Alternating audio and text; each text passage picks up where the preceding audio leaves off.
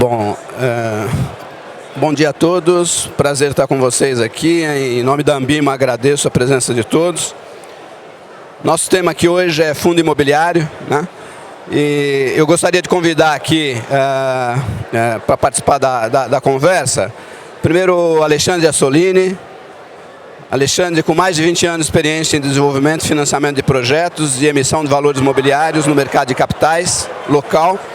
Alexandre é fundador da Vortex DTVM, é ex-presidente da Câmara de Mercado Imobiliário da BMF Bovespa e membro do Comitê de Produtos Financeiros Imobiliários da Ambima e da Comissão de Produtos Financeiros Imobiliários da Secov em São Paulo. Gostaria de chamar também Bruno Gomes. Bruno ingressou na CVM em 2012 e atua desde 2017 como gerente de investimentos estruturados na CVM. A gerência é responsável pela supervisão dos FDICs, além de CRIs e CRAs. Até 2018, a gerência também respondia pela supervisão de FIPs e fundos imobiliários. Também chamando para participar da conversa o Carlos Martins. Carlos é sócio fundador da Kinea, responsável pela implementação da área de fundos imobiliários na Kinea, onde hoje atua como sócio executivo e gestor.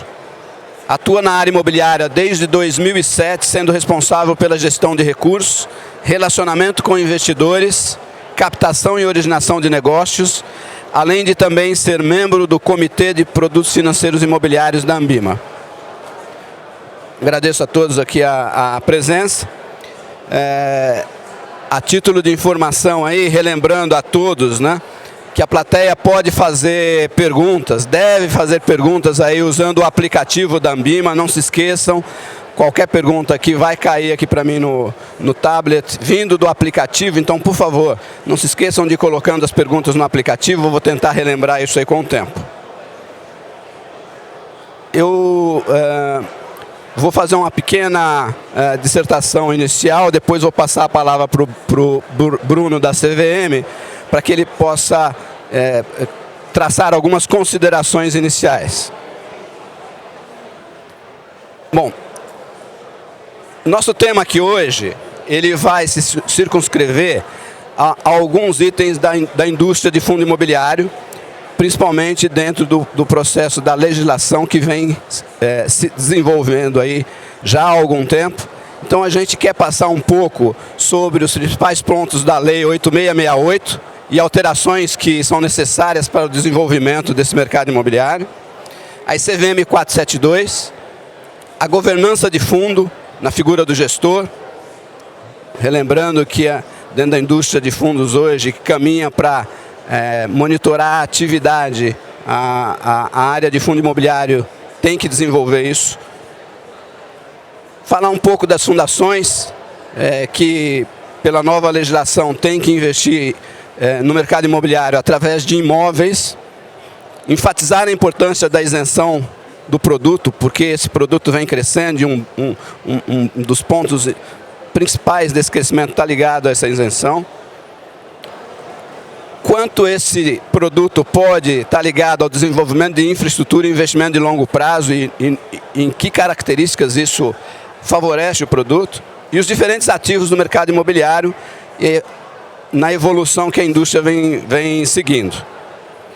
Eu vou passar inicialmente sobre um pouco de estatística desse mercado, para dar um pouco de como esse mercado vem evoluindo e qual é a base de crescimento dele.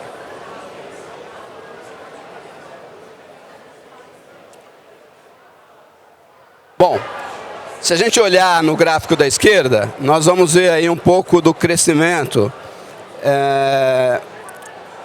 da quantidade de fundos no mercado e o seu PL, né? Então a parte azul mostra o PL, o patrimônio líquido dos fundos listados, e o amarelo, os fundos totais. Existe uma diferença hoje, os fundos que estão em bolsa, que são negociados em bolsa, e os fundos que já existem, porém ainda não são negociados em bolsa. A gente já fala de uma indústria de 50 bilhões de reais listados em bolsa e de quase 75 bilhões de reais de indústria total. A quantidade de fundos também vem crescendo com o tempo. A gente vê lá em 2013 117 fundos listados. Hoje nós já estamos com 168 fundos listados, num total de 385. Então a quantidade de fundos existentes na indústria já é bem maior do que a quantidade de fundos listados. Um pouco de comparação disso com o mercado americano, né? Os REITs americanos são os fundos imobiliários americanos. É uma indústria poderosíssima. Se a gente olhar, nós temos muito a chegar para alcançar esse nível de volume, de quantidade. Talvez não de quantidade, lá são 226 fundos listados, mais um patrimônio da ordem de $1 trilhão, né? Nós estamos falando ali no Brasil de 80 bi de reais, 20 bi de dólares, né? Mesmo com a dimensão diferente da economia brasileira para a americana, dá para ter uma ideia de como esse mercado pode se desenvolver ainda no Brasil.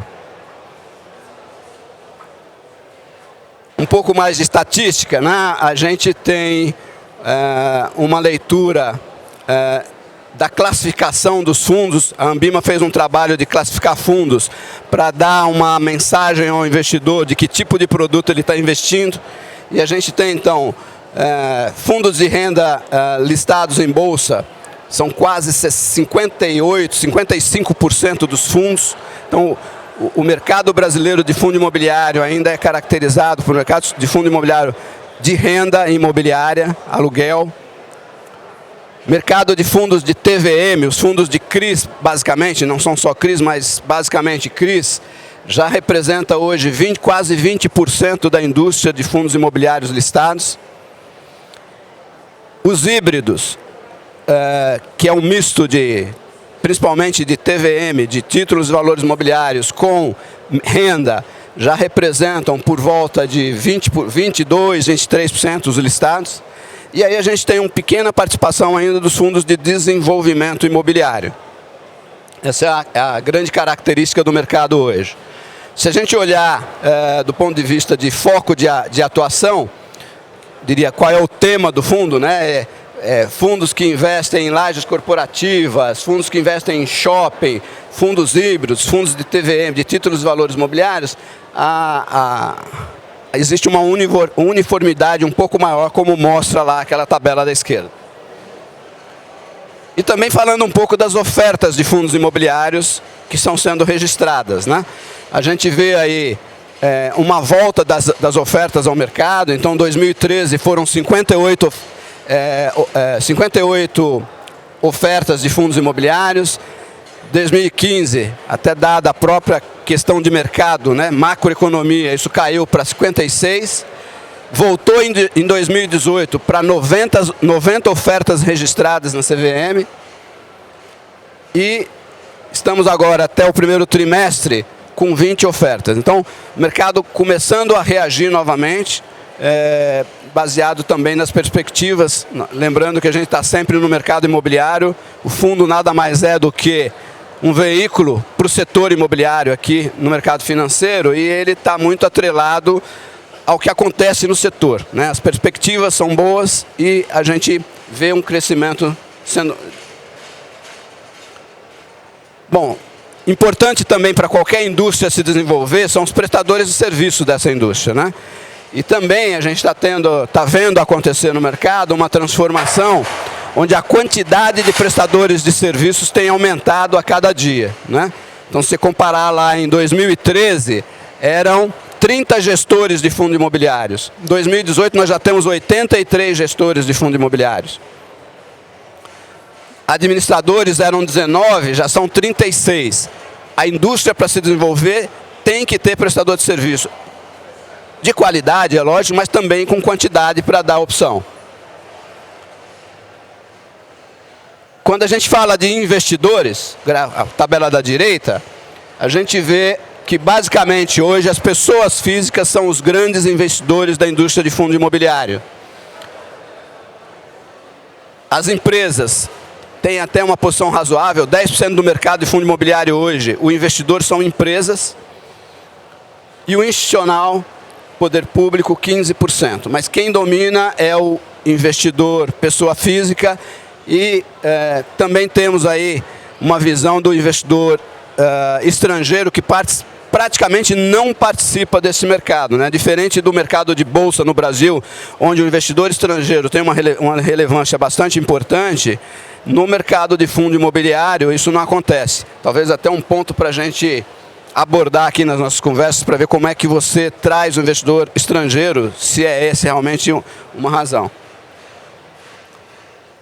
Bom, essa é uma pequena visão aí para dar uma linha inicial. Eu vou passar a palavra para o Bruno Gomes da CVM, para que ele possa fazer as considerações iniciais do ponto de vista da CVM.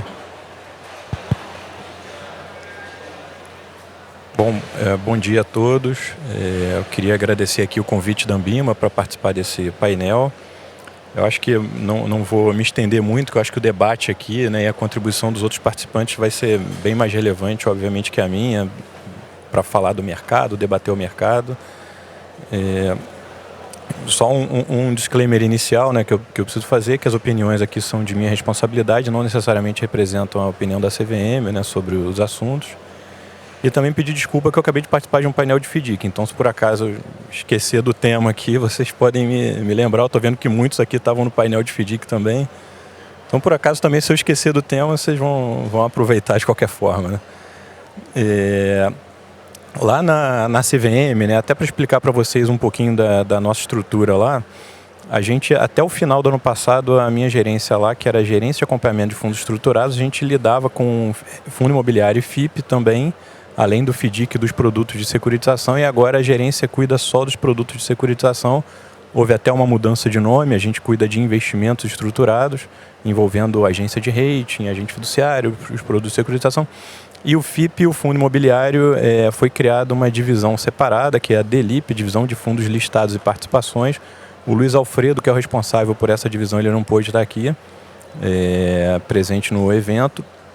Daniel Maeda, né, estaria aqui nesse painel, mas ele coincidentemente está num outro painel no mesmo horário, então se vocês olharem na programação ele está aí, mas não tinha como participar de dois ao mesmo tempo. Então, com a experiência que eu tive, né, pelo mercado de supervisão de fundo imobiliário, na área de normas também lidando com fundo imobiliário, acho que eu vou conseguir passar algumas contribuições, mas até aponto ali para a Nathalie, que é dessa divisão de investimento listados que está aqui, então as perguntas depois vocês podem até passar para ela. Mas vamos lá. A gente vem acompanhando o mercado e viu, né, todo esse boom de desenvolvimento do mercado de fundos imobiliários. Os IPOs, né, a negociação em bolsa, é um produto dos estruturados, o único que é totalmente alavancado pelo varejo, como a gente viu aqui nas estatísticas, né, as pessoas físicas são bem representativas como investidores desses fundos imobiliários. E eu acho que nessa nova onda de fundo imobiliário que a gente tem visto agora, né, passada essa primeira leva de 2012, 13, 14, agora a gente está vivendo uma nova onda de novas ofertas, de follow-on de alguns fundos que já existiam. E eu acho que um ponto muito importante que a gente tem aqui para passar um recado é a questão do suitability, porque nessa primeira onda a gente viu algumas coisas que inadequadas no suitability dos distribuidores, colocando no fundo imobiliário investidores que eram investidores tradicionais de poupança, por exemplo. Então o cara só investia em poupança e muitas vezes o distribuidor virava para o investidor e falava: troca aqui seu investimento em poupança por fundo imobiliário de renda, porque tem um prédio alugado aqui dentro e é a mesma coisa e rende mais. É isento, também é isento e rende mais do que a poupança. E não é por aí. A gente, depois desse boom, a gente recebeu lá na CVM uma enxurrada de reclamações de investidores de que foram enganados, falando: eu tinha lá meu investimento, agora eu tenho aqui o investimento num fundo de renda, né, que investe em imóveis, tem renda, só que está cheio de loja desalugada. E a minha renda que me prometeram, e na verdade não foi uma promessa, né, o recado foi dado errado, ela caiu. Então, eu acho que esse suitability, nessa segunda onda, é uma questão importante que o mercado tem que observar e que a CVM também está observando, para que isso seja feito da forma correta. Quer dizer, o fundo imobiliário, ele não é um investimento em renda fixa, né? Você tem o fundo de renda, que é o que mais se aproxima, né? O fundo de CRIs, que é o que mais se aproxima, mas ainda assim você tem riscos ali dentro, né? Dentro da diversificação dos CRIs dentro do fundo imobiliário. Agora você tem os fundos imobiliários mesmo de tijolo, como a gente costuma usar no jargão mais popular, que embutem outros tipos de risco e se aproximam muito mais de um investimento em renda variável, né? Muito mais comparado ao investimento em ações de uma incorporadora, companhia aberta em bolsa. Fundos de incorporação imobiliária, fundos de renda, né, de investimento em shopping, salas comerciais, ou que fazem os dois, né, fazem a incorporação para renda ou a incorporação para venda. Então esse tipo de fundo realmente tem que ser vendido para o investidor adequado, tá? Então acho que a questão do suitability é importante, até colocando uma opinião própria minha aqui, particular minha, né, sobre a questão do investidor não residente, por que ele está fora desse mercado. Acho que, na minha opinião, é uma opinião bem particular mesmo, eu acho que o incentivo fiscal atrapalha a vinda de investidor estrangeiro. Dado que você tem isenção fiscal aqui para pessoa física, a taxa não fica atraente para o investidor estrangeiro e aí você acaba não atraindo. É a mesma dinâmica que ocorre em outros títulos isentos, as debêntures incentivadas, né, que você não atrai o fundo de pensão, enfim, participantes que não têm interesse em entrar num ativo incentivado por conta acaba que a remuneração, concorrência lá da remuneração para ele não é atraente.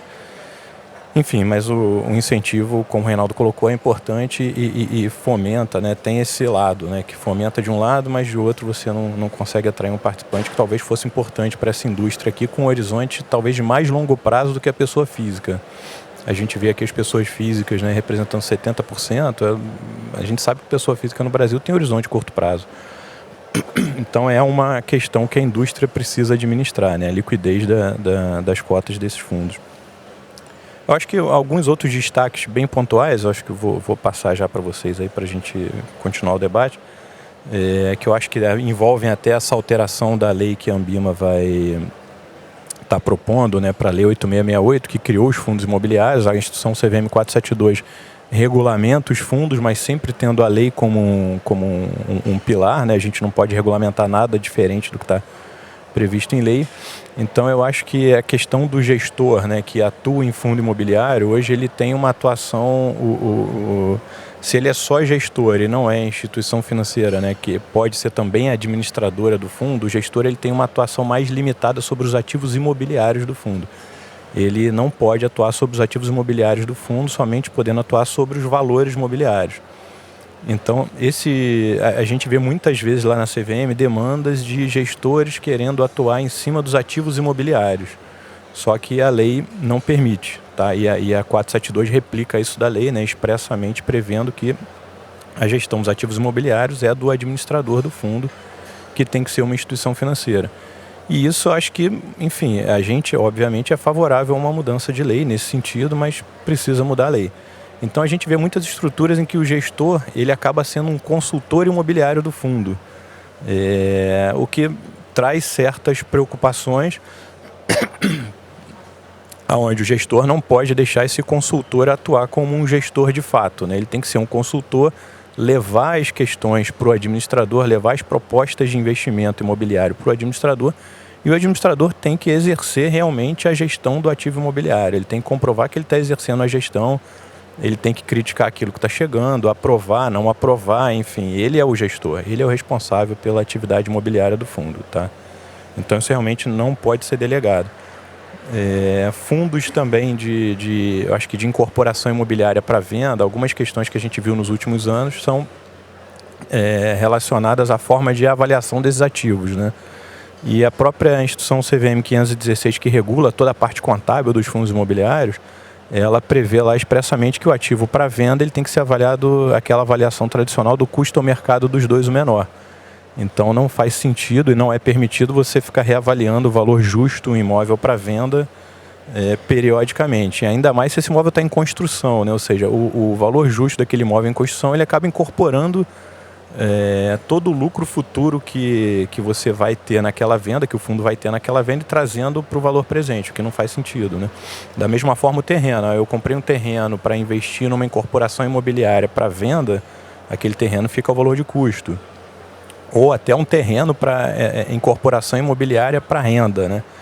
Essa incorporação imobiliária para renda, enquanto está em construção, a 516 prevê a utilização do valor de custo também, dado que você tem muita incerteza sobre o valor justo ainda. Então são esses cuidados que a gente também viu ao longo do tempo, que eu acho que nesse nova leva, nova onda que a gente tem visto fundo imobiliário, ela está sendo melhor direcionada pelo mercado. E acho que um último recado aqui é a questão da Lei 8668 também, que prevê lá a obrigação de distribuição de 95% dos lucros pelo regime de caixa, né? O que fica uma faca cria uma faca no pescoço, né, do administrador para cada semestre levantar esse lucro pelo regime de caixa e obrigatoriamente ter que distribuir esses dividendos, ainda que ele precise daqueles recursos para reinvestir. Não existe uma dinâmica de você chamar a Assembleia para o reinvestimento automático desses recursos, mas realmente cria uma complexidade na administração dos fundos que não deveria existir. É um ponto também que a gente concorda aí que teria que sair da lei, né? Essa obrigação de distribuição, né? Distribui quem quer e quando quer, de acordo com o perfil do fundo. E, assim, no meu ponto de vista também tem aí algumas questões fiscais envolvidas, porque muitas distribuições, a distribuição do lucro, ela engloba a distribuição tudo que é lucro, né? Se você olhar tudo que é lucro dentro do fundo, parte do lucro, se o fundo ele tem uma propriedade para investimento, parte do lucro ele é um ganho não realizado pelo valor justo daquela propriedade para investimento.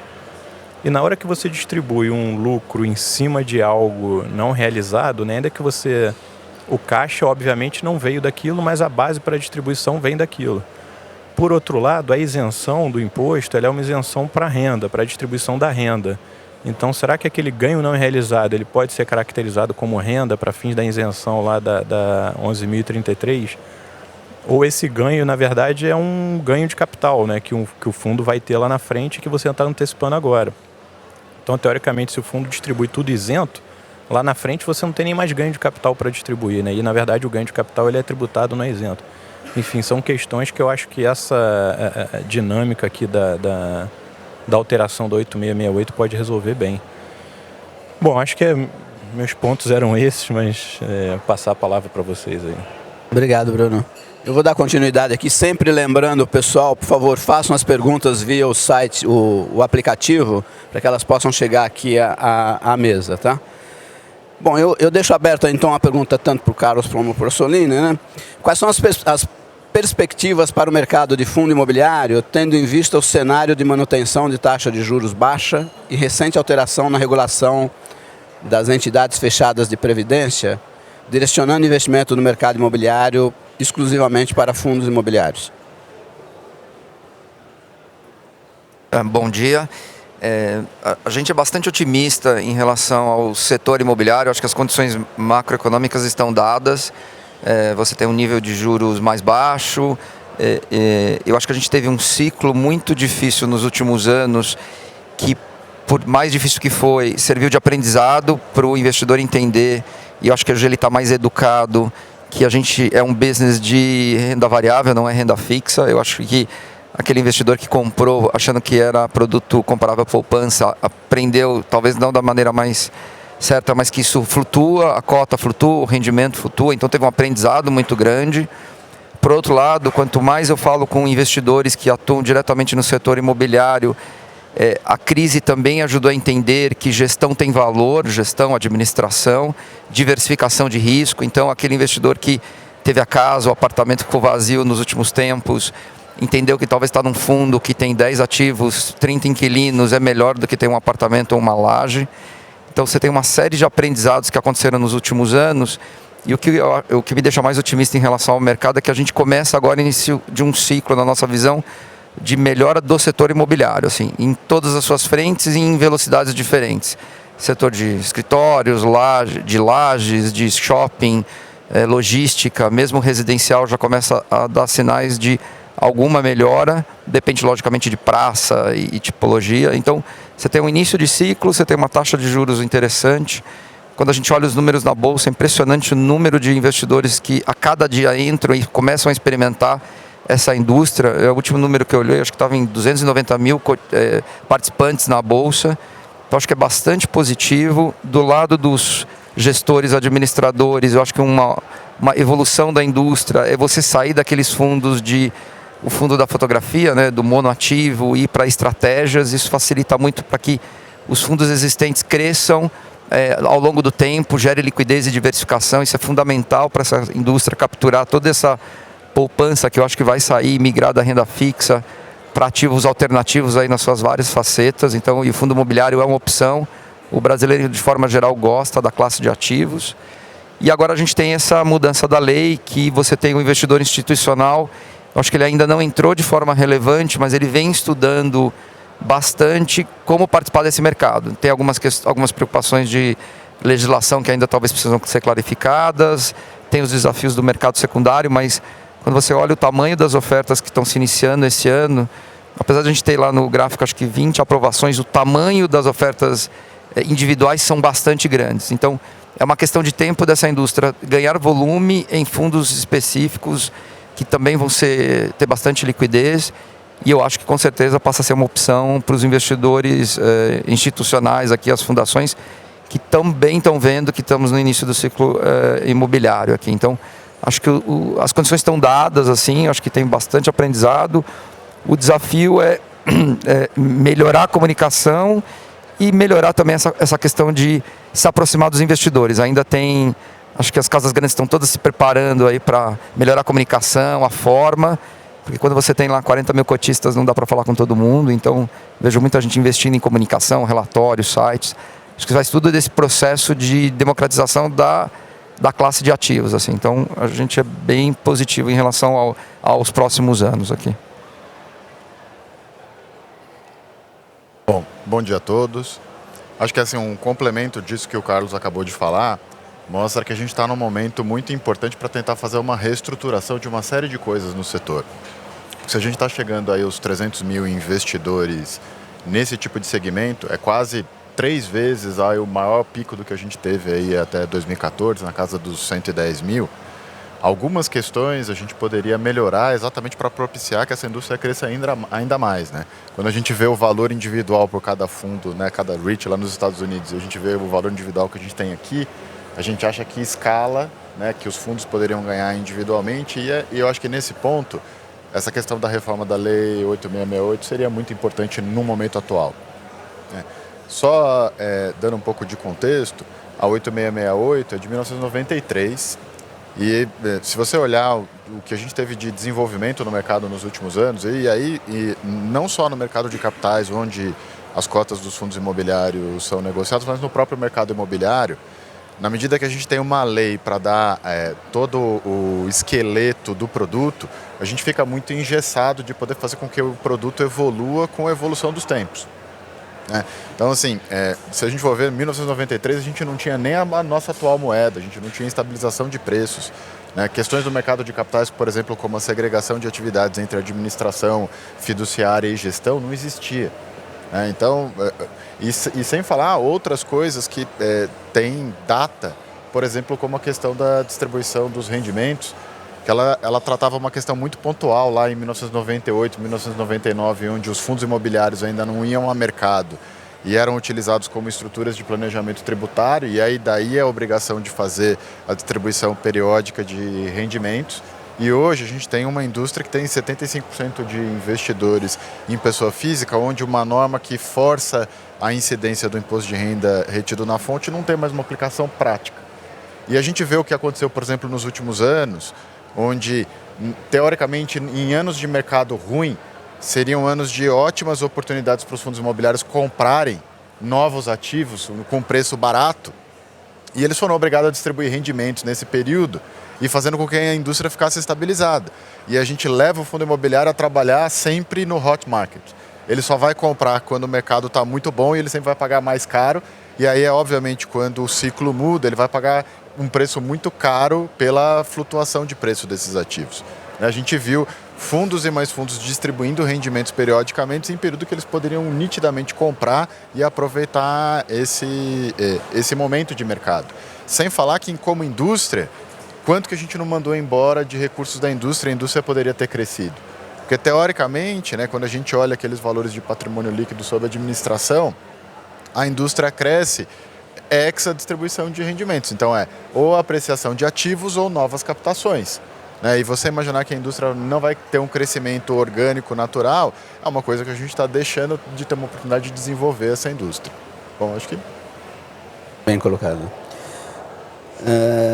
Do ponto de vista do prestador de serviço, e acho que o Ossolini poderia começar a comentar isso para a gente, depois eu passo os demais. Então, quais os impactos para os prestadores de serviços, os investidores decorrentes do FII serem instituídos através de lei? Você comentou já um pouquinho, mas qual é o impacto direto nos prestadores de serviços e quais alterações seriam necessárias? Então, assim, como prestador de serviço de administração de fundos, o que eu vejo é o seguinte: a gente tem que ter, às vezes, uma área separada para administrar fundo imobiliário do que administrar todos os outros fundos da indústria. Porque, ora, o fundo imobiliário parece fundo de investimento, ora, ele não parece.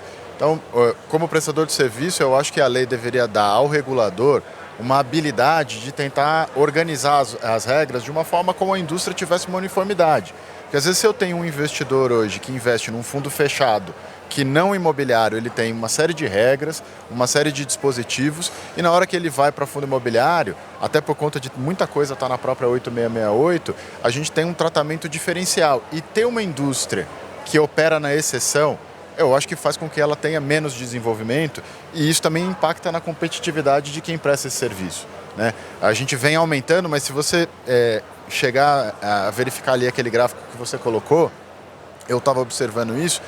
Na medida em que a autorização para ser gestor de valores imobiliários é uma autorização mais simples, naquele período que você mostrou lá, a gente triplicou o número de gestores, ao passo que, na medida em que a lei estabelece que para ser administrador do fundo imobiliário eu preciso ser uma instituição financeira, a gente menos que duplicou.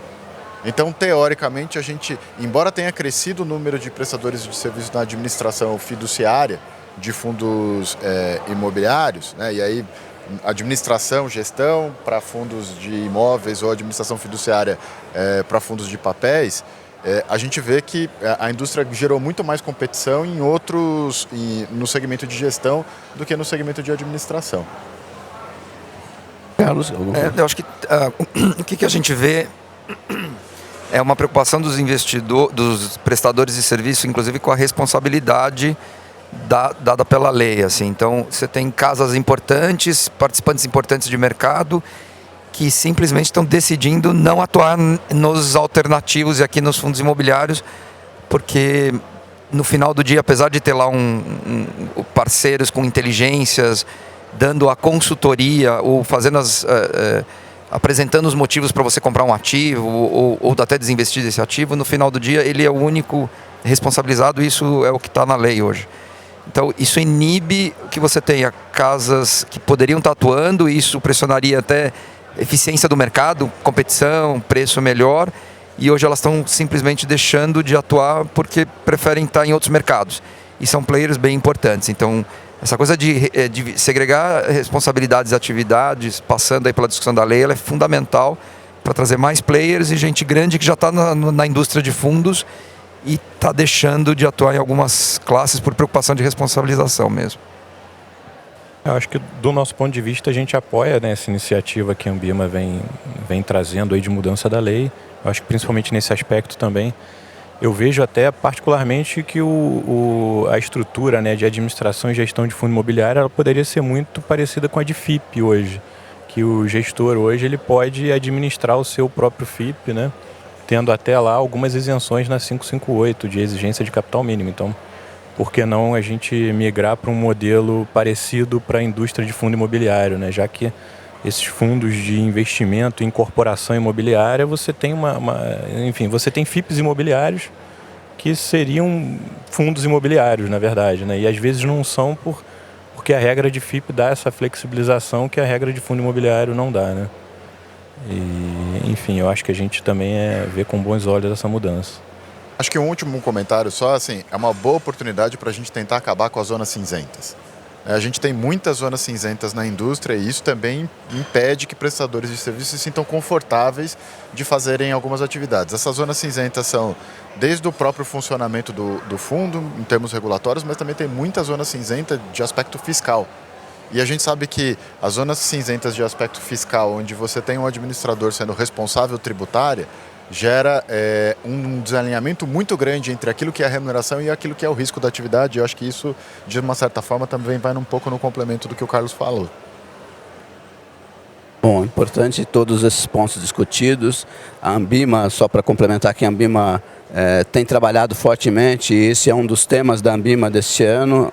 Estamos discutindo com a CVM e com bastante apoio da CVM, e devemos dar aí, já demos início a um processo que sabemos que é longo, mas que necessário para a indústria e para o crescimento da indústria.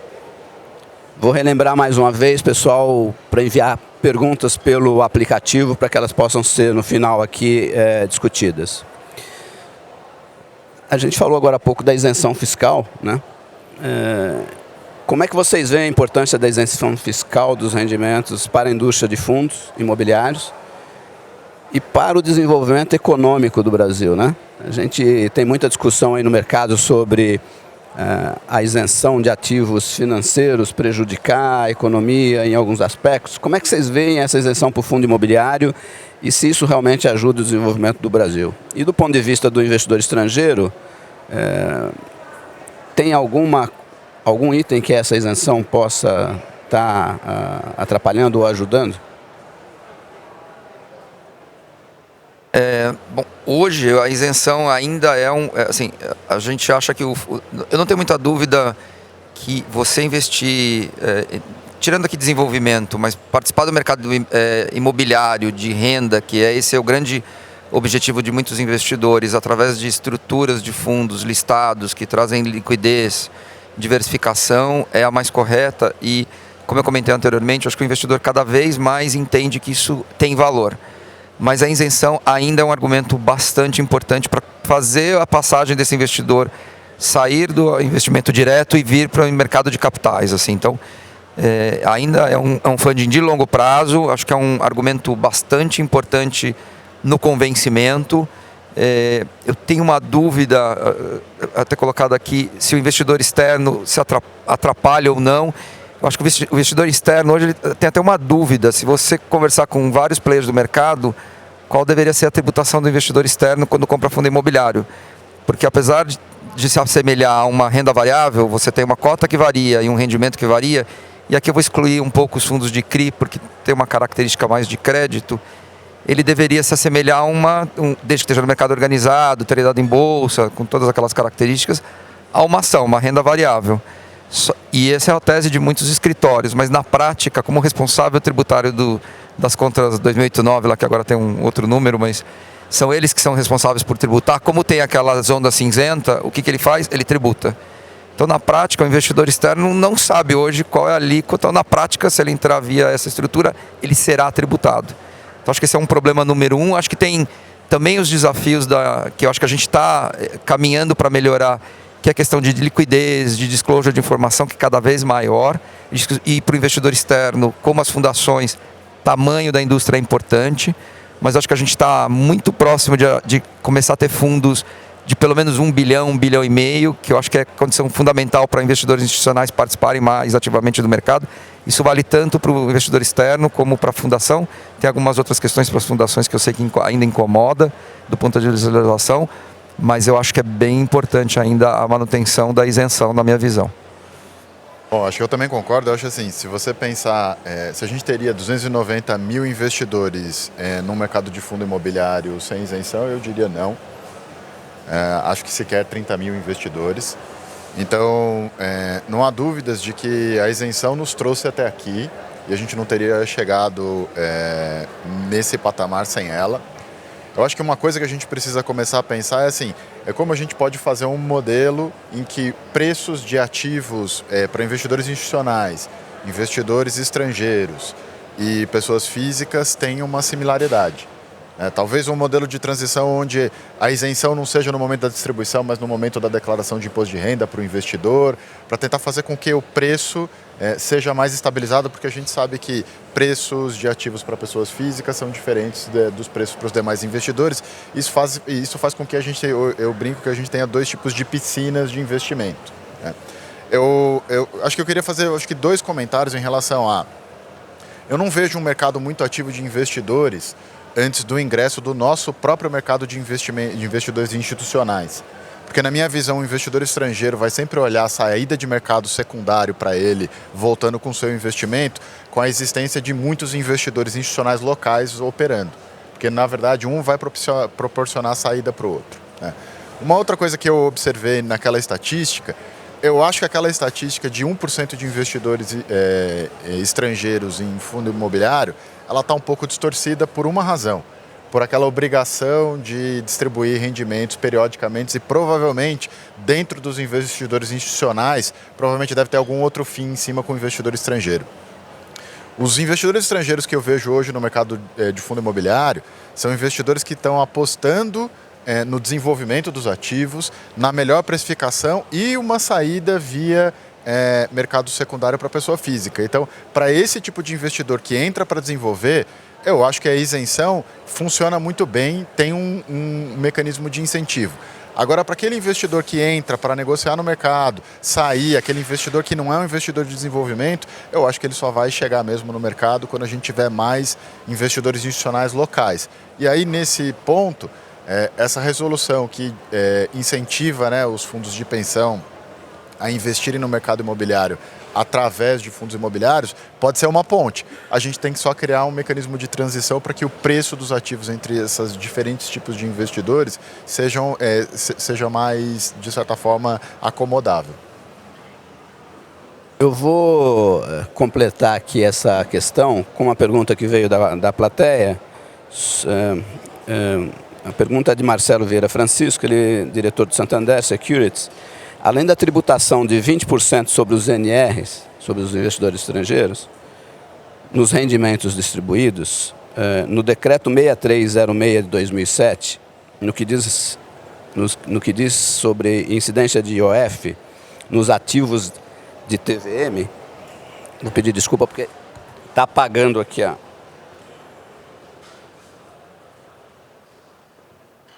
Sabe que eu ia mencionar esse decreto do IOF, que ele é mais uma dessas zonas cinzentas, né? Eu ia até mencionar que ele parece uma cabeça de bacalhau. Eu já ouvi várias vezes, mas nunca vi ele de fato existindo. Mas assim, tem muita coisa que ao longo desses 20 anos ficou pelo meio do caminho, né, que eram situações específicas, provavelmente investidor estrangeiro entrando e investindo em renda fixa numa época que renda fixa não era CRI, e o dispositivo está lá. E isso para o administrador não deixa de ser um encargo. Agora que voltou a sua tela, eu deixo você concluir a pergunta, mas se ela for nesse caminho, é mais uma das zonas cinzentas que a gente tem no setor. Seja se o investidor estrangeiro vai ter ganho de capital fazendo uma operação em bolsa, seja se eu tenho IOF na carteira do fundo, como que eu faço para aplicar a proporção desse IOF na carteira do fundo. A pergunta era justamente se existe alguma discussão para alteração e para esclarecimento dessa legislação. Hoje o nosso foco de trabalho são em alterações primeiro na parte estrutural da 8668, isso também passa por questões fiscais, mas as questões fiscais eu acho que elas estão tendo um segundo tratamento, né? A gente está primeiro tentando ter uma infraestrutura de trabalho para o fundo imobiliário clara, né? Tentando resolver algumas dessas coisas, e a gente sabe que toda vez que vai se discutir alguma alteração fiscal, ainda mais no momento como nos últimos anos, que a gente tem sempre déficit fiscal e tentando resolver a conta, pode parecer algum tipo de renúncia. O fato é que nessa questão do IOF, eu não acho que tem renúncia, porque, sinceramente, eu não conheço nenhum recolhimento de IOF nesse sentido. Poderia mostrar que seria alguma coisa que ficou ao longo do caminho e não se trataria de uma renúncia. Mas é óbvio que se isso for tratado numa agenda geral, a gente acompanhou nos últimos anos várias discussões quando se iam tratar de questões tributárias de fundo imobiliário. A primeira preocupação da Receita é saber essa isenção, ela é recomendável que ela permaneça ou não, e esse é sempre um ponto muito sensível para a indústria, como a gente acabou de falar. Não teríamos 290 mil investidores não fosse a existência dessa isenção. E eu acompanhei esse número outro dia, né? Eu fiquei alguns meses sem olhar os relatórios, a gente tinha 100 e poucos mil, de repente você olha a curva e ela é recente. O crescimento desse número de investidores é recente. Então, assim, embora a gente pudesse achar que a isenção tinha encerrado o seu ciclo, ela mostrou, quando muito menos se esperava, de que ela tinha potencial de trazer todos esses investidores para essa indústria, né? Quase 30% dos CPFs aí de bolsa estão no mercado de fundo imobiliário. Bruno, quer alguma colocação? Eu acho que, da minha parte, com relação à isenção, a gente não tem muito o que comentar. Legal. Bom, observando a negociação de diferentes classes de fundos imobiliários, né, tais como os fundos de fundos, os fundos monoativos, os fundos multiativos, os fundos de CRI, Quais as diferenças entre eles no que se refere a retorno, cenário econômico mais adequado e tipo de investidor? Carlos, se você quiser comentar um pouquinho. Hoje, o mercado evoluiu bastante e a legislação permitiu que você trouxesse uma série de ativos para dentro dos fundos imobiliários. Então, hoje você tem aí os fundos de CRI que estão ganhando um tamanho relevante dentro do mercado. E o que eu sempre falo para os investidores é assim, fundo de CRI não importa o que está acontecendo com a vacância, com o preço do aluguel, o que eu preciso saber é se o crédito está pagando, se o devedor está saudável. Assim. Então, apesar de ser fundo imobiliário, ele na verdade é um produto, é uma carteira de crédito diversificada com lastro imobiliário e garantia imobiliária. Então é para aquele investidor que na verdade não vai se beneficiar, por exemplo, se tiver uma valorização dos ativos no Brasil. Se o Brasil começar a crescer 5%, 6%, que normalmente quando você tem um crescimento econômico muito grande, isso gera valorização de ativo real, esse fundo ele não se valoriza. Por outro lado, ele não sofre quando você tem excesso de oferta de produto, aumento de vacância. Então ele é um produto mais lastreado em transações imobiliárias, mas ele não é o que eu chamaria um produto de equity em imobiliário. Então esse é um produto que ele tende a ter uma volatilidade menor, uma distribuição um pouco mais estável e não conversa com o dia a dia do mercado imobiliário. Quando você vai para as outras classes de ativos, sejam fundos de laje, shoppings, aí sim você no final do dia está comprando lá o produto gerado pela performance daqueles ativos. Então, aí sim, tem bastante renda variável, é muito afetado pela essa questão de oferta e demanda. Quando a gente olha o último ciclo, apesar da economia ter ido muito fraca, não foi esse o que mais afetou o mercado, tirando algumas situações pontuais, talvez como o Rio de Janeiro, que você tem uma situação macroeconômica mais difícil. O que você teve é que produziu muito produto, mas todo mundo esperava um mercado muito mais forte aqui. Quando os produtos chegaram, tudo demora. Você toma decisão hoje, entrega um prédio em 5 anos, o mercado não estava lá. E o efeito prático disso é vacância, queda de preço de aluguel, então é muito mais variável. Então esse é um produto para quem acredita no setor, quer ter exposição ao mercado imobiliário e se acreditar que esse é o momento de início de ciclo, deveria estar olhando essa possibilidade aqui. Então esse é o mais próximo do equity que a gente fala. A indústria de fund of funds, eu acho que é uma indústria que está se desenvolvendo e para ela também se desenvolver, o mercado precisa crescer, porque ela também depende de comprar ou emissões primárias ou secundárias e girar essas carteiras via esse mercado. Eu acho que tem um lado muito saudável da indústria de fund of funds, porque traz um investidor sofisticado que vai nas assembleias, que isso é um desafio que a gente tem na indústria. O investidor pouco participa de assembleia de fundos. Esse investidor ele participa, atua junto aos gestores, cobrando informação, participando das decisões que precisam ser decididas em assembleia. Então, cobrança aumenta a performance, eu vou dizer assim. É bom ficar no pé dos gestores, administradores também. Acho que é parte do processo. O próximo que precisa vir para essa sala são os institucionais também, que são sofisticados, têm conhecimento, têm comitês de investimento para explicar o que está acontecendo. Então, eu acho que quando você olha o fund of fund, eu acho que ele é natural, é para aquele investidor que não se sente hábil para fazer as melhores escolhas, então ele prefere escolher um profissional para gerir uma carteira e poder surfar um pouco melhor os momentos de mercado, talvez saindo de um papel que esticou demais. Então, acho que isso mostra a sofisticação que o mercado está ganhando. É uma classe que depende da indústria crescer. Assim. Então, ainda eu não sei o número mais ou menos, mas acho que deve ter entre 1 bilhão e 1,5 bilhão de fund of funds numa indústria de 50 bi. Mas à medida que essa indústria se desenvolve e cresça, todos esses players deveriam ganhar mais espaço. Assim. Então, acho que hoje é uma classe que tem produto para perfis diferentes, para apetites diferentes e horizontes de investimento diferentes. O que a gente sempre comenta é que fundo imobiliário não é um ativo de curtíssimo prazo. Assim. Acho que tem outros instrumentos financeiros que você deveria olhar, talvez se você quer ter ganhos muito rápidos. Assim. A gente sempre acha que deveria olhar num horizonte mais longo, pode ser que gere ganhos de curto prazo e você resolva realizar, mas você não deveria estar olhando nesse horizonte tão curto aqui, porque está sujeito a uma série de coisas e tem essa questão do tamanho que você sai de uma posição no mercado secundário. Eu acho que tem uma coisa importante, assim, olhando como indústria, a gente tem uma indústria que pode ter várias classes de ativos, isso também faz com que elas se mantenham ativas quando o mercado muda, né? Se a gente olhar no mercado de 2008 a 2013, 2014, ele era muito focado em fundos imobiliários de renda e a gente não tivesse, por exemplo, fundos imobiliários de TVM a partir de 15, 16 e 17, a indústria teria ficado muito parada nesse período. E a gente viu que, de uma certa forma, isso criou um head natural para a indústria ela de se movimentar e continuar com volume de ofertas. A gente viu que caiu, mas teria sido muito pesado se, por exemplo, a gente só pensasse que fundo imobiliário é um instrumento de investimento em renda ou desenvolvimento. Na medida que a gente pode formar portfólios com diferentes classes desses ativos, isso mantém a indústria ativa mesmo em momentos de encerramento de ciclo econômico. Só para uma colocação rápida, acho que até aproveitando um gancho que o Carlos comentou da participação dos investidores em assembleia, né? É algo que a gente viu também na evolução dos últimos anos como um aprendizado muito grande da indústria de administradores de fundo imobiliário, que hoje estão muito mais preparados, né, para debater com os cotistas, para dar atenção para os investidores, porque até então o investidor de fundo nunca participou de assembleia de fundo, né? Quem é que investe em fundo DI já foi numa assembleia do fundo, né, para discutir alguma coisa. E fundo imobiliário mudou essa dinâmica. Os fundos com cotas negociadas em bolsa, os investidores começaram a ficar mais ativos e esse ativismo gerou todo um aprendizado dos investidores e também do lado dos administradores, que lá no início, assim, até vinham para a CVM e falaram, não, eu não quero receber investidor em assembleia, né? Não tem nem estrutura, não, mas tem que ter. E agora os administradores já perceberam que é bom ter esse investidor na assembleia, até porque esse investidor que entrou no fundo imobiliário era um investidor que ele não investia em mercado de capitais, né? Não era um investidor que já estava lá na bolsa investindo em ações, é um investidor novo.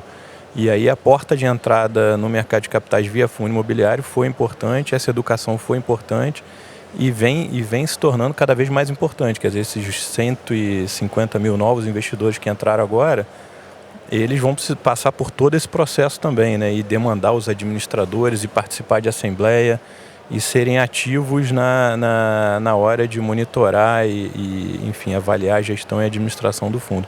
Então, o papel do administrador aqui ele é de fundamental importância se você comparar com o papel do administrador nos fundos tradicionais, em que a assembleia ela praticamente é uma formalidade, né? Aqui não é uma formalidade. Por isso, até a dinâmica de consulta formal aqui dentro do fundo imobiliário, que ela é bem utilizada e deve continuar assim, né? Vou fazer só mais um complemento aqui, que a gente falou das várias classes, assim. Acho que uma coisa que é sempre bom ter em mente, o fundo imobiliário, ele é a forma de uma série de empresas do setor acessarem o mercado de capitais. Hoje, quando você tinha lá as empresas de desenvolvimento que listaram as ações, talvez hoje não haja tanto espaço, talvez para mais uma ou duas, mas na prática o fundo imobiliário é a maneira de você trazer de forma organizada uma série de dinheiros que a indústria no passado fazia o famoso family and friends, né? Você junta um monte de amigos e faz um empreendimento. O fundo é a maneira de você fazer isso de forma organizada, pulverizada, porque você traz muitos investidores e você faz com que o investidor consiga trazer dinheiro para, no caso de desenvolvimento, para início de projetos, ou muitas vezes para ele realizar e vender os ativos, monetizar aquele valor e reinvestir novamente na indústria, porque você tem investidores que estão lá só para o desenvolvimento, sejam eles investidores estrangeiros ou locais. Então, essa indústria ela é bastante importante para que essa classe inteira, ou essa indústria inteira, gire os seus ativos e você, no final do dia, para o comprador investidor que quer ter renda, quer talvez ter menos risco de desenvolvimento, ele consiga participar de coisas bastante interessantes que ele jamais participaria sozinho. E para o lado de todo mundo que está na indústria participando, desenvolvendo, é um canal bastante importante para realizar o lucro, para monetizar e poder colocar de novo na indústria, assim. Então, eu acho que essa é a maneira mais eficiente de fazer, assim. Então, é bem importante que ela continue crescendo e aumentando as pluralidades de classe de ativos. Acho que a gente ainda não sabe, mas acho que a gente ainda vai ver muitas coisas diferentes dentro das classes dos ativos. E a mudança de lei é fundamental aí para deixar ela mais, tirar da lei e levar para o regulador, porque o regulador ele consegue ir ajustando à medida que o mercado vai evoluindo. E hoje, estando na lei, a gente fica bastante travado, hein, como a gente sabe bem.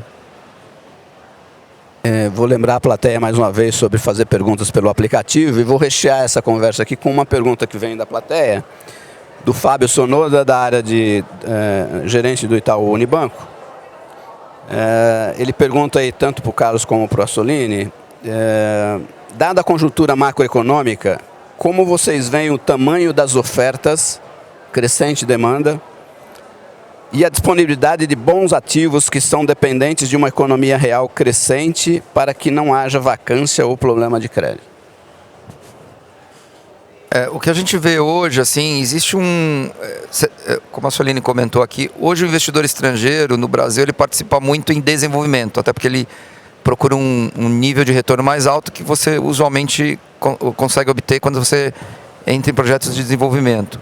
Nos últimos anos, exatamente porque o mercado ficou parado e uma vacância muito alta, os investidores acabaram postergando a saída. Então, eu diria hoje tem um pipeline bastante robusto aí de ativos que são elegíveis a estarem em carteiras de fundos imobiliários.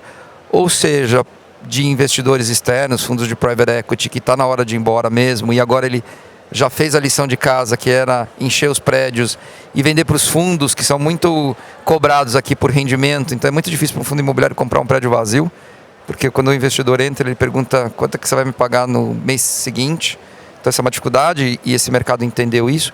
E como para o investidor local, que está começando a olhar e achando que realmente tem um ciclo interessante, está na hora dele vender aquele prédio, comprar outro terreno e começar a desenvolver. Então eu diria que o ciclo, na minha visão, ele independe do PIB, sempre o PIB em setor imobiliário, ele é, principalmente quando você fala, por exemplo, de residencial, mas especificamente em algumas classes hoje, na verdade o que aconteceu é que a produção parou e a vacância vem reduzindo muito rapidamente em algumas cidades, algumas localidades aqui.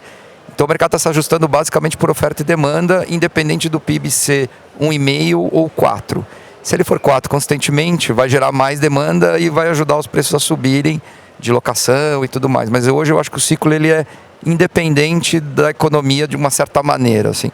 Ele já está se recuperando basicamente porque você tem uma menor produção nos últimos anos e a economia ajusta, as pessoas mudaram para prédios melhores, isso a gente está vendo em shopping, em escritório. Eu acho que residencial é o que tem uma correlação muito mais alta com o PIB. Não é, de novo, não quero, assim, o PIB é importante para essa indústria, ela faz a indústria andar, mas o que a gente está vendo é uma recuperação independente desse crescimento mais forte aqui. Então a gente é bastante otimista, acho que tem muita coisa, muito ativo para ir para essa indústria hoje.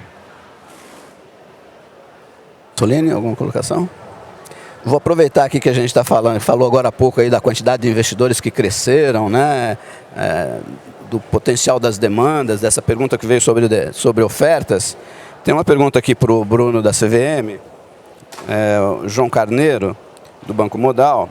Como a CVM encara a responsabilidade do administrador, gestor e consultor imobiliário na comunicação contínua sobre o veículo em fundos 400, CVM 400, já distribuídos, na qual a atuação do distribuidor se encerra? Hoje é comum, por exemplo, websites dedicados aos FIIs, com divulgação de informações contínuas sobre o produto. Então, toda essa dinâmica do investimento em bolsa, do maior ativismo desses investidores, criou esse tipo de situação que a gente tem hoje, que a gente enxerga como saudável desses fóruns, né, de debates e discussões dos investidores a respeito aí dos fundos imobiliários, com tudo que está acontecendo, né? São sites, eu acho que educativos e informativos, relevantes que permeiam a discussão entre os investidores.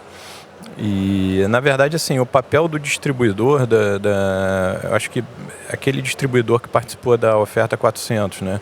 Lá na largada, ele tem um papel que é contínuo ali depois, né? Porque ele fez a distribuição, aquele investidor entrou via aquele distribuidor, e naturalmente ele vai continuar mexendo e movimentando as cotas dele, normalmente via aquele distribuidor da emissão primária. Então a gente enxerga assim que eu acho que o distribuidor ele tem um papel ali que não é um papel que tem um começo e um fim rápido, né? Ele continua ao longo do tempo. Ele não sai do mercado, né, e só atua ali nas ofertas 400, ele vai atuar também no secundário. Então tem um papel contínuo de administração de todo esse pool de investidores, né, para auxiliar até o administrador nesse relacionamento com os investidores, respondendo perguntas, enfim, mandando informações, tá? E isso não traz nenhum conflito com esses fóruns de discussão que a gente vê na internet, que eu acho que são muito saudáveis, assim, que trazem informações relevantes. Obviamente tem alguns que acabam desvirtuando e criando, né, certas confusões ali desnecessárias, mas eu acho que faz parte do aprendizado do mercado. Bom, vamos falar um pouquinho, voltar no assunto que já veio à tona aí algumas vezes, que é a distribuição dos 95% de rendimentos, né, auferidos no exercício. A legislação obriga, então, os administradores a fazerem essa distribuição. No entanto, isso muitas vezes não é eficiente, visto que não representa a melhor alternativa para o investidor. Solini falou um pouquinho disso agora há pouco. E requer a implementação de serviço adicional para a reaplicação dos rendimentos distribuídos. Muita gente, principalmente o pequeno investidor, ele recebe lá uma quantia pequena e às vezes ele não tem uma opção imediata para reaplicar aquele recurso. Quais os benefícios que a flexibilização dessa regra pode trazer para o mercado, especialmente para os investidores? Bom, acho que já fiz um pouco desses comentários, né, mas assim, isso é mais uma das questões extraordinárias quando a gente olha fundo imobiliário e vê o restante dos fundos e uma situação que existe, né? Porque teoricamente a gente tem que manter uma contabilidade do fundo por regime de competência e ainda tem que ter uma contabilidade em paralela para acompanhar o regime de caixa. E obviamente que esses dois regimes eles têm uma série de novas zonas cinzentas entre eles, né? Isso, olhando na funcionalidade do fundo, eu acho que isso tem um impacto, né? A gente acabou de falar que na própria previsão do investidor, em momentos em que os preços estavam acessíveis para compra, eles receberam dinheiro e talvez não conseguiram fazer as suas devidas reaplicações. Às vezes a gente tem a questão do montante. Às vezes o pequeno investidor vai receber lá um volume mensal que até para ele fazer a reaplicação fica de fato um problema, né? Eu acho que é isso. Assim, a indústria, para evoluir, ela precisa ter um pouco mais de flexibilidade e a razão da distribuição tinha outros motivos que não existem mais. Assim. Então, você ter na lei as linhas mestras para a indústria é importante, mas eu acho que ter a flexibilidade definida e combinada com os investidores ela é bem-vinda, porque isso pode dar um pouco mais de grau de liberdade para o gestor ou administrador gerir e fazer a melhor alocação daquele momento ali. E às vezes pode ser reduzir um pouco o investimento para fazer uma obra importante num ativo para que depois ele gere mais renda. E a melhor pessoa para saber isso é o próprio administrador gestor. Hoje ele não consegue fazer isso. É bem complicado, ele tem que distribuir ou tem que aprovar numa assembleia, redistribuir menos, e aí gera uma série de discussões ou preocupações do lado fiscal também, se isso não está gerando um potencial passivo lá atrás. Assim. Então, isso engessa muito os fundos e eu acho que atrapalha o crescimento da indústria mesmo. Acho que o comentário, assim, não é que a gente está aqui defendendo o fim da distribuição periódica. O que a gente está querendo dizer, assim, ela não precisa ser obrigatória. Talvez tenham fundos que venham ter isso como estratégia, até porque a gente sabe que uma boa parte do mercado investidor, de fato, gosta desse tipo de experiência de receber periodicamente rendimentos. Às vezes, pela faixa etária do investidor, às vezes ele ter essa renda periódica faz muito sentido, mas o fato é que você obrigar uma indústria inteira, independente de estratégia ou não, a fazer essa distribuição é o ponto que está em comentário aqui, porque, de fato, se essa obrigatoriedade sair da 8668, isso não vai impedir que cada administrador, cada gestor monte o seu fundo com estratégias de distribuição, ou mesmo tenham fundos que tenham estratégias de distribuição e fundos que não tenham estratégias de distribuição na mesma casa, para tentar acomodar diferentes necessidades para diferentes tipos de investidores. Ok. Eu vou voltar à pergunta da plateia também, do Fábio Sonoda, fazendo um comentário antes. O Bruno, agora há pouco, falou sobre os fundos de incorporação, né, os fundos imobiliários de incorporação, que são obrigados a marcar pelo valor de custo ou de mercado que for menor, né? Diferente, por exemplo, dos FIPs, né, que pode ter a marcação a mercado. Então, a pergunta vem nesse sentido, né? Se é possível aplicar a analogia dos FIPs nos fundos imobiliários. E eu vou fazer um complemento aqui dessa pergunta, até por participar de várias discussões via Ambima e com a própria CVM, né? E boas discussões onde a CVM tem realmente tentado implementar políticas e discussões que ajudem o mercado. algumas coisas, e também a gente falou dos 95% de distribuição, elas não estão na lei especificamente da forma que são. Elas estão lá. No 95% é obrigatório distribuir. Como fazer isso? Veio um ponto da CVM especificando o formato, até para uniformizar o mercado. Na questão dessa precificação também, não é uma questão que está em lei. É uma questão que veio numa norma da CVM, provavelmente com todo o intuito de melhorar o mercado. Fazendo um adendo a essa pergunta do Sonoda, que veio da plateia, esse adendo, ele, na realidade, não pode prejudicar o investidor, porque o valor de uma operação, assim como num FIP, que está investindo num desenvolvimento, e é possível valorar aquele ativo, tem regras de valoração de ativos, né, no mercado real, por mais dúvidas que possa existir, tem regras para fazer isso. No fundo imobiliário, se você não faz e coloca lá o valor contábil de custo, você está tirando a informação do cliente, do investidor, de qual é a melhor ou a mais próxima avaliação possível daquele investimento. Então, insistindo na pergunta, não é possível neste caso, dado que isso não está na lei, fazer um trabalho de equivalência com os FIPs imobiliários? Fazer só um adendozinho na pergunta, ainda mais quando você olha uma incorporação, que você tem stand de venda, você tem venda daquele produto acontecendo a cada momento. Uma coisa é a gente falar, eventualmente, tentar fazer a avaliação de um empreendimento em desenvolvimento por uma avaliação de terceiro. Outra coisa é você estar vendo a demanda de mercado, né? Você está desenvolvendo um fundo, está vendendo as unidades toda semana, e você está acompanhando o que você tem de demanda e estabilização de preço. Melhor referência de precificação talvez não exista mesmo, né? Então, eu acho que quando eu olho assim, a marcação a custo, de uma certa forma, tenta preservar o investidor, mas quando a gente estabeleceu a marcação ao mercado para os fundos de investimento, a gente queria proteger o investidor que sai no meio do caminho e não o investidor que fica no final. Quando eu, num fundo de desenvolvimento, faço o fundo marcar a custo, o último investidor pode, de certa forma, se beneficiar desse resultado que, se eu estivesse marcando com referências de comercialização, eu poderia estar distribuindo de uma forma mais equitativa os resultados de um fundo de investimento. Bom, eu acho que tem aqui duas questões, né? Isolando a questão do FIP, tá? Vamos pensar no fundo imobiliário, de incorporação imobiliária. Realmente a 516 ela prevê o valor de custo para os ativos destinados à venda. Agora, eu acho que tem muita falta de entendimento do que é o custo, tá? O custo, quando a gente fala do custo para a atividade imobiliária, de uma incorporação imobiliária, que o empreendimento você pode lançar e vender ele todo de uma vez só. Só que você não vai apropriar ainda a renda daquele empreendimento porque você não começou a construir. Então, para a incorporação imobiliária, isso vale para as companhias abertas também que atuam em incorporação imobiliária. A regra é a mesma. A regra para um fundo imobiliário que atua com incorporação imobiliária ou para uma companhia aberta que atua na área de incorporação imobiliária é a mesma, ou seja, é apropriar as receitas de acordo com a evolução física da obra, em regra geral, né? A questão do POC. Então, o POC ele traduz melhor o valor justo daquele empreendimento ao longo do tempo, já que você vai realizar toda aquela receita de vendas à medida que a obra for evoluindo.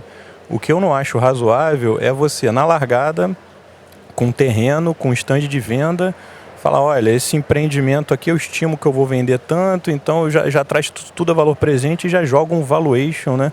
Um valor justo para algo que ainda está no chão, né? Ou seja, o terreno que eu comprei por 1 milhão, na verdade ele vale 50, porque aqui eu vou construir um prédio, vou vender um empreendimento maravilhoso, então já joga de 1 para 50, que a gente viu acontecer em alguns casos, tá?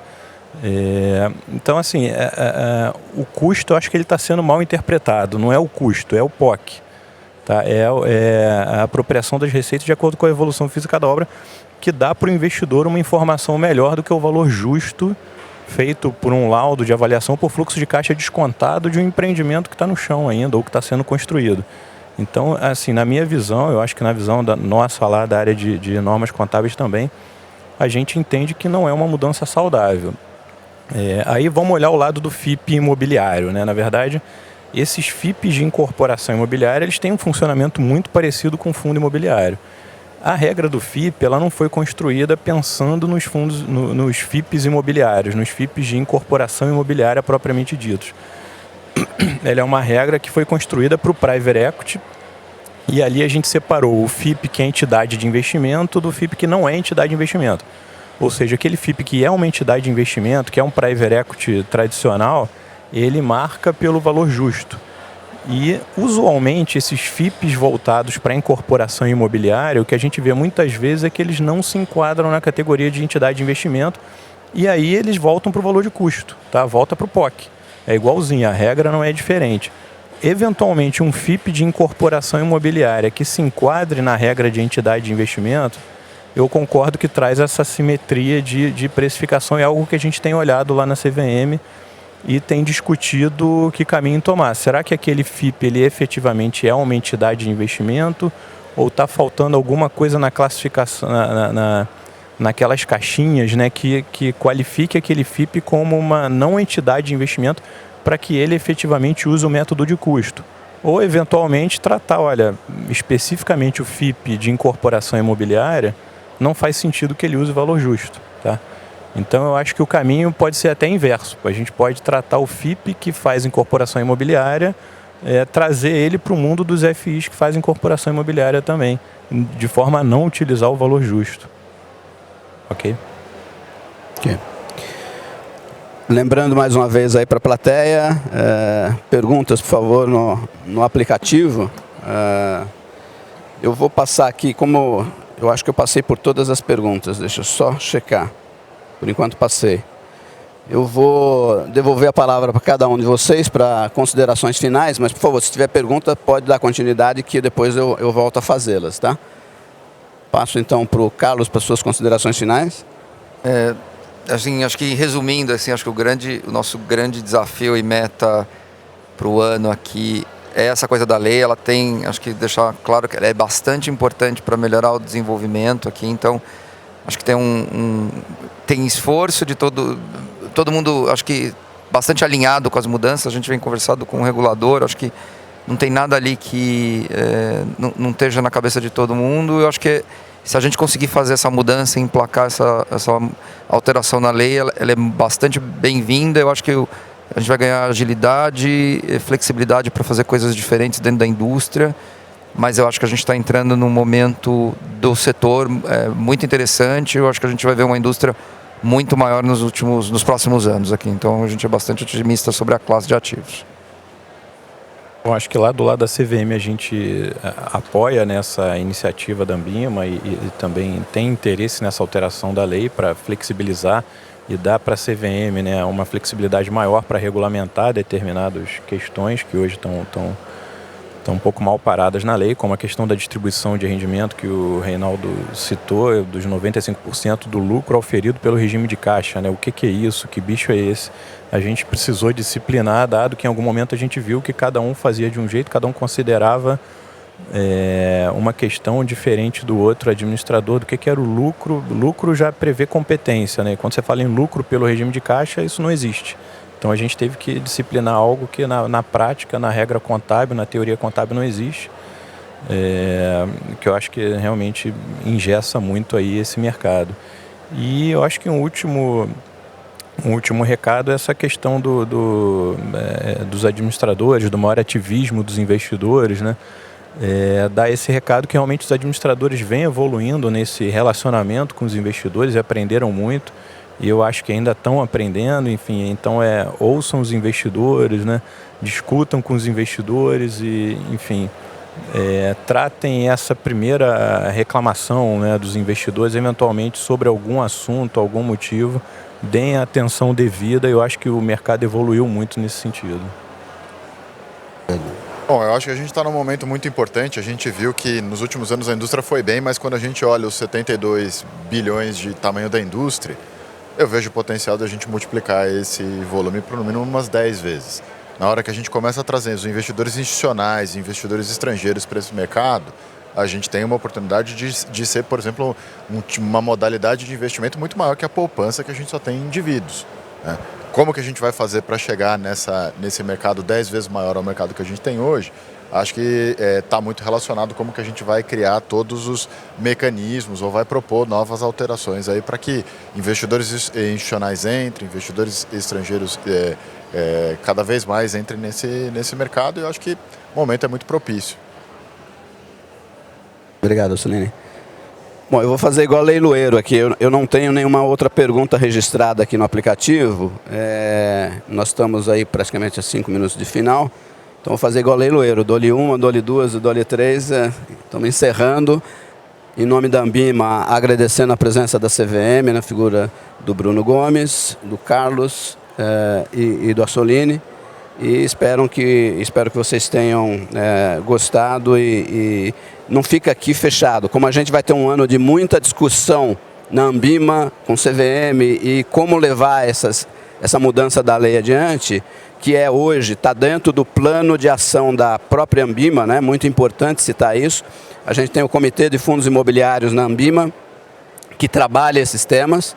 Mas hoje a diretoria da Ambima colocou esse tema da mudança da Lei 8668 como um dos itens do plano de ação estratégico que a Ambima tem e que está ligado a desenvolvimento de mercado de capitais para captação de recursos de longo prazo. A Ambima entende que isso é importante para a economia brasileira. A gente está aqui, quando a gente se volta muito para o micro, né? Tem as questões micro que a gente discute, o que fazer, o que não fazer, mas se você olhar de forma macro, a indústria imobiliária, ela é um puxador de PIB, um puxador de emprego, e o país precisa disso. Então, buscar mecanismos que possam trazer funding de longo prazo para o mercado imobiliário é essencial. E a indústria de fundo imobiliário se mostrou já como um mecanismo eficiente. E como a Soline acabou de falar, de repente a gente pode multiplicar isso por 10 facilmente. Então, a Ambima está realmente imbuída desse esforço de tentar mudar a legislação para que traga maior conforto e maior facilidade de operação, e inclusive olhando o investidor, melhores opções para o investidor. É isso, agradeço a participação de todos, mais uma vez em nome da Ambima, obrigado a todos.